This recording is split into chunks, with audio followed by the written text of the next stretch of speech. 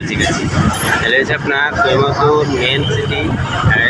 এই সিটিতে মানে এমন কোনো জিনিস নাই যে পাওয়া যায় না, সব কিছু পাওয়া যায় আপনার। মানে আপনি যা চাইবেন তাই পাবেন, কিন্তু ভাষার সমস্যা আছে।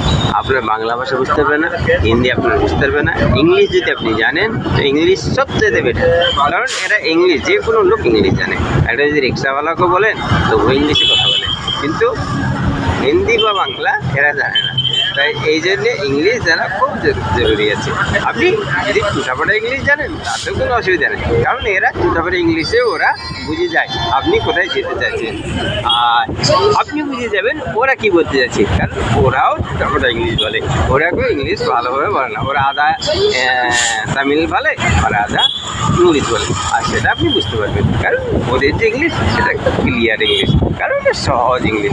সেই ইংলিশে আপনি যে কোনোভাবে যে আপনি ইংলিশ যদি নাও জানেন তাও বুঝতে পারবেন। তবে আপনার একটু ইংলিশ বলার দরকার আছে, কারণ আপনি যদি না বলেন তাহলে ওরা কী করে বুঝবে আপনি কোথায় যাবেন। এই জন্যে আপনার একটু বলার দরকার আছে। তাই বলে যে একেবারে যে পিওর হিন্দি বা বাংলা বলবেন তা চলবে না, একটু ইংলিশ বলতেই হবে আপনাকে। আর একটু ইংলিশ বলে ওরা ক্যাচ করে নেয়, আর ওরা যা বলবে তাতে আপনিও ক্যাচ করে নেবেন, কারণ আপনি তো জানেন ইংলিশ। এটাই হচ্ছে বাঙালির গর্ব। আর আমরা যেখানে যাই সেখানে আমরা ক্যাচ করেই নিই।